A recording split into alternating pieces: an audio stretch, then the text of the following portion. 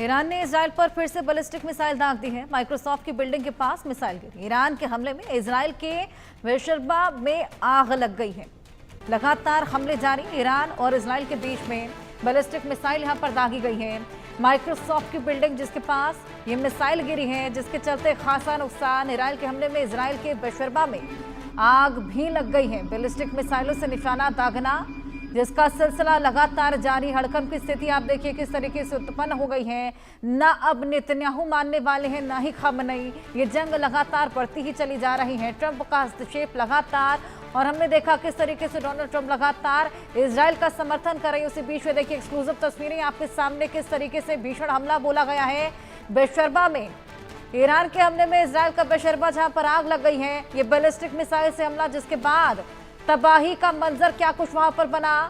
भीषण युद्ध का 8वां दिन, क्या भीषण तबाही वहां पर मची हुई है, इसका सबूत पेश करती है तमाम तस्वीरें आपके सामने। बेशरबा इलाका जहां पर बैलिस्टिक मिसाइल से यह हमला ईरान ने दागा है। माइक्रोसॉफ्ट की बिल्डिंग थी जिसको खासा नुकसान, और उसके अलावा आप देखिए तहस नहस तमाम चीजें। इस मिसाइल के चलते माइक्रोसॉफ्ट की बिल्डिंग का क्या हाल हुआ है, क्या सूरत हाल बना है, वो आपकी टीवी स्क्रीन के सामने। ये देखिए बेशरबा जहां पर आग भी लग गई, हड़कंप की स्थिति उत्पन्न हो गई। ये देखिए लोग किस तरीके से घबरा कर वहां से टर्न लेने को मजबूर हो गए हैं। सामने आपको आग धधकती हुई नजर आएगी। इस तरह के भीषण हमले जो लगातार जारी, उसके चलते लोग भी खासा डरे हुए हैं। हमारे साथ हमारे सहयोगी आदित्य वाधवान, उनसे और जानकारी लेंगे। आदित्य, लगातार ये मिसाइल से हमले, अब तो ये जो हमले हैं ये रिहायशी इलाकों तक पहुंच गए हैं। घरों को निशाना बनाया जा रहा है, हॉस्पिटल्स को निशाना बनाया जा रहा है, और ये देखिए माइक्रोसॉफ्ट की बिल्डिंग भी तबाह कर दी गई है। बिल्कुल हर्षा, अगर आप देखेंगे इसी पर्टिकुलर एरिया में, बेशरबा का जो एरिया है, यहाँ कल भी ईरान ने जो है मिसाइलें दागी थी, जिसमें इजराइल का जो अस्पताल है वहाँ, उसी अस्पताल भी जो है बेशरबा में है। और अब इस तरह का से दोबारा से मिसाइल दागना उसी सेम इलाके में, तो कहीं ना कहीं ये एक पैटर्न दिखा रहा है कि ईरानियन आर्मी एक पैटर्न के तहत ये काम करती हुई नजर आ रही है इस समय। और अब आने वाले टाइम में ये देखने वाली बात होगी किस तरीके से ये आगे युद्ध जो है एस्केलेट होगा। उसके लिए तो ऑलरेडी हो रहा है, क्योंकि इजराइल भी दोबारा दोनों तरफ से ही बारंबार एक दूसरे पर अटैक करे जा रहे हैं।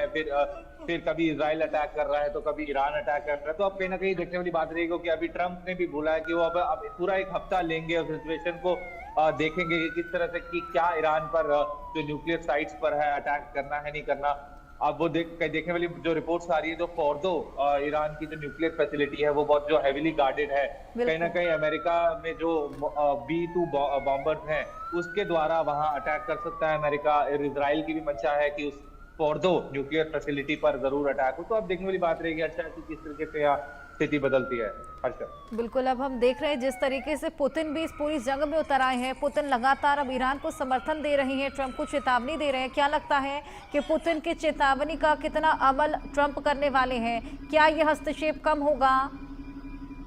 जी, अगर आप देखेंगे तो पुतिन की जो एक वो आई है कि सीज फायर हो, कहीं ना कहीं अभी रशिया खुद भी यूक्रेन के साथ युद्ध में उलझा हुआ है, लेकिन उसके बाद भी वो ईरान के समर्थन में आ रहा है। तो कहीं ना कहीं ये दिखाता है कि अभी स्थिति जो है काफी नाजुक है। अगर मिडिल ईस्ट की बात करें, उधर से चाइना ने भी अभी हमने कुछ ऐसी रिपोर्ट है कि सीक्रेटली जो है ईरान को कुछ मिसाइल लॉन्चर्स दिए हैं। तो कहीं ना कहीं स्थिति और अब बिगड़ती हुई नजर आ रही है अभी पूरे मिडिल ईस्ट के लिए। अच्छा, बिल्कुल आदित्य, आप हमारे साथ बने रहिए। एक और बड़ा अपडेट हम दर्शकों को दे दें।